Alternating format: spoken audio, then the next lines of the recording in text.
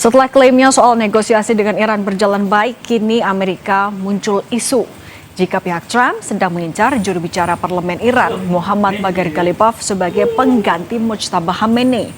Benarkah ini sekedar upaya propaganda Amerika Serikat untuk mengacaukan soliditas di Iran?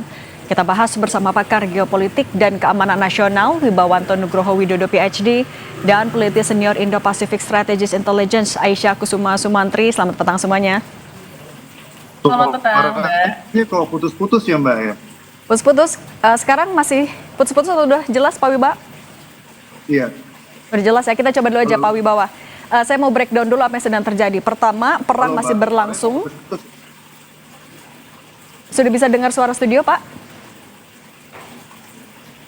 Ya, oke. Oke, saya mau breakdown dulu Pak Wibawanto. Pertama, perang masih berlangsung, tapi ada kabar AS lagi negosiasi sama Iran. Oke, kalau gitu kita coba perbaiki dulu komunikasi dengan Pak Wibawanto. Saya ke Mbak Aisyah dulu. Mbak Aisyah, ada kabar kalau Amerika Serikat sedang mencari pengganti Mujtaba di tengah perang yang masih berlangsung. Kalau menurut Anda, ini Amerika Serikat memang sengaja ngambil momentum. Pak Wibawa, sebentar ya Pak, kita perbaiki dulu komunikasinya. Saya ke Mbak Aisyah dulu.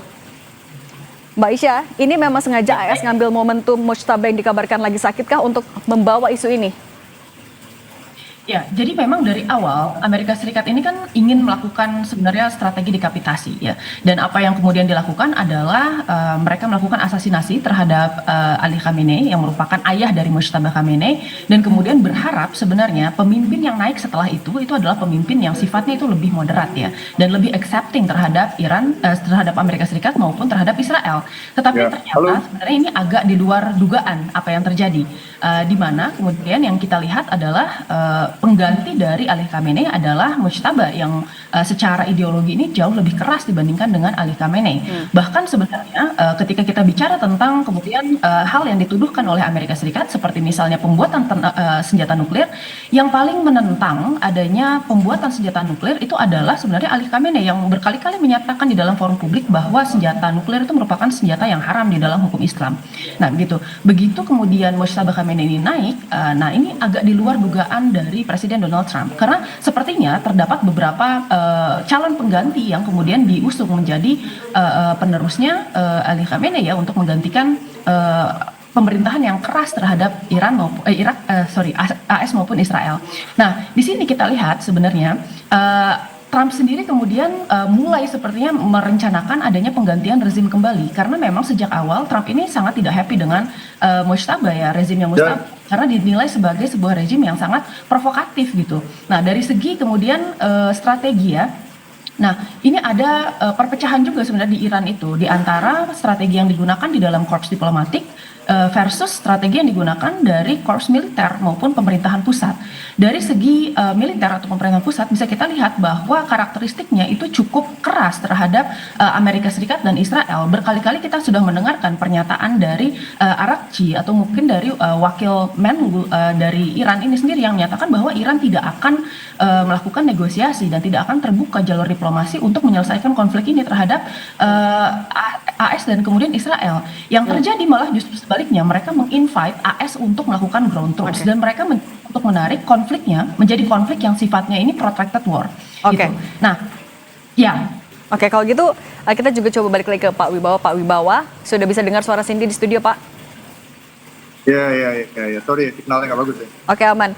Pak Wibawa, ini juga kan perang masih berlangsung, tapi di tengah perang yang masih berlangsung ini kemudian muncul kabar kalau Amerika Serikat lagi negosiasi dengan Iran, termasuk mencari pengganti Mujtaba. Ada juga AS menentukan 5 days pause setelah ada deadline 48 jam untuk Selat Hormuz. Ini sebenarnya Trump lagi apa?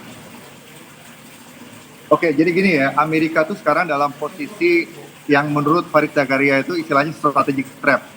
Jadi pilihannya bukan yang baik dan buruk, tapi buruk dan lebih buruk. Itu satu poin. Poin kedua, bagi Iran, ada 3 faktor yang penting yang terjadi sekarang. Yang pertama adalah tekanan militer.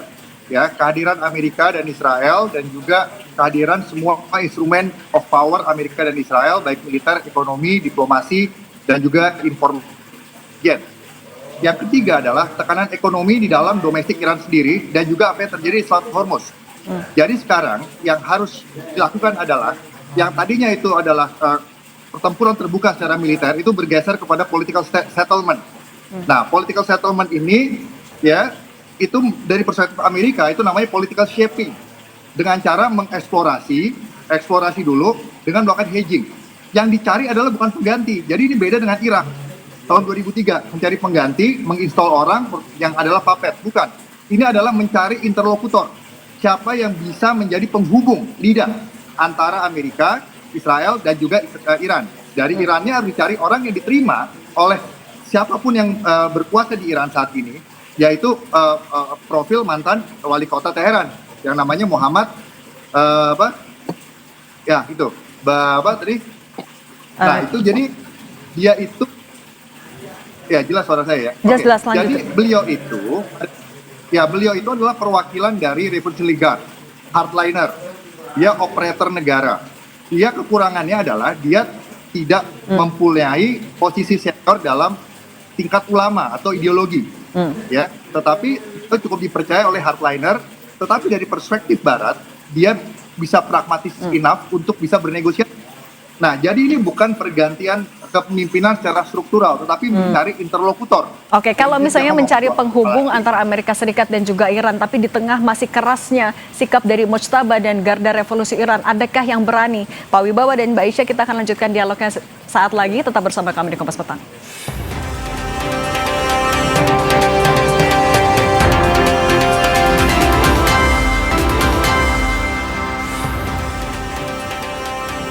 Kita lanjutkan dialognya. Tadi terakhir Pak Wibawa bilang kalau sebenarnya Amerika Serikat lagi cari penghubung yang bisa menghubungkan antara AS dan juga Iran di masa vakum. Tapi Pak Wibawa, gambarkan kepada kami di tengah kerasnya sikap Mujtaba dan Garda Revolusi Iran, mungkinkah ada orang Iran atau siapapun pilihan dari Trump yang akan berani dalam tanda kutip berkhianat?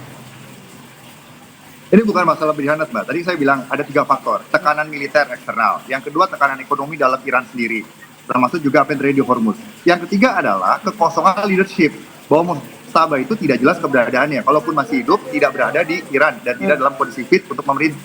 Sehingga harus ada yang namanya collective decisions yang memainkan peran menjadi interlokutor antara pihak luar dan juga konsolidasi politik ke dalam. Nah, si namanya tadi Muhammad siapa? Galibaf.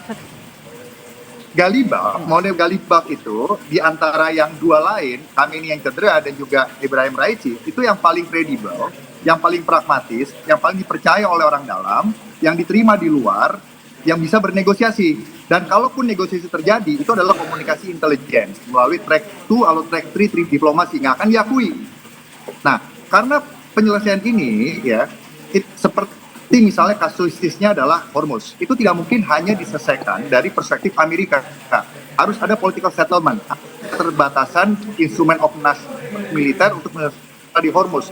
Jika Amerika main satu pihak di Hormuz, akan ada respon yang lebih destruktif. Yang pertama, sudah pasti Revolutionary Guard akan melawan dengan penyebaran ranjau. Yang kedua, swarming dari boat, kapal-kapal kecil dari Revolutionary Guard akan melakukan serangan yang sifatnya asimetris. Yang ketiga, Gulf Country Council akan diserang. Yang diserang itu bukan force, tetapi Iran akan menggunakan counter value. Yang diserang adalah pusat energi, bahkan mungkin itu adalah PLN-nya negara-negara Gulf Country Council sebelum Amerika menyerang PLN-nya Iran gitu loh. Jadi harus ada political settlement. Sebelum political settlement harus ada komunikasi, diperlukan interlokutor. Itu poinnya. Dan di perspektif Amerika, mereka melakukan political shaping. Sehingga outcome-nya nanti diharapkan adalah mungkin Trump akan mengatakan declare war dengan beberapa catatan.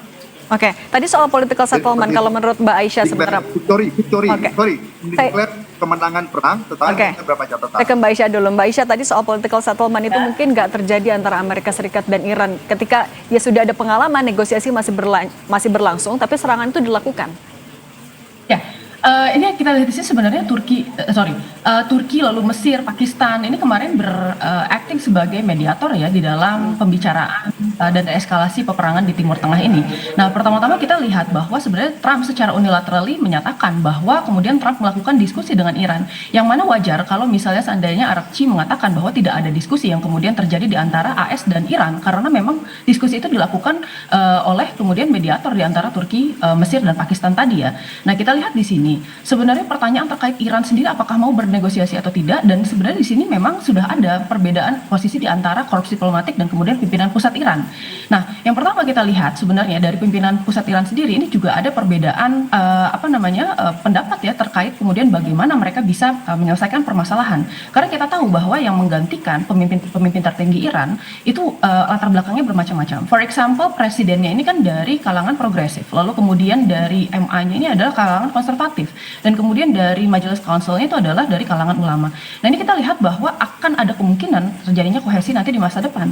Tetapi untuk Mujtaba sebenarnya dukungannya ini masih satu ya, dan standing position-nya itu masih mendukung Mujtaba sebagai pemimpin yang utama. Nah, saya ini kurang tahu apakah kemudian nama yang disebutkan oleh Trump ini Galibal meskipun diterima secara konsensus ya dari dalam negeri juga, misalnya dari Irannya ini diterima sebagai sosok yang kemudian bisa dipercaya, tetapi permasalahannya political will dari Irannya. Karena kita harus melihat dan memahami bahwa waiver yang dilakukan oleh AS ini sebagai sesuatu yang sebenarnya unilateral dan bisa saja sebenarnya ditolak oleh Iran.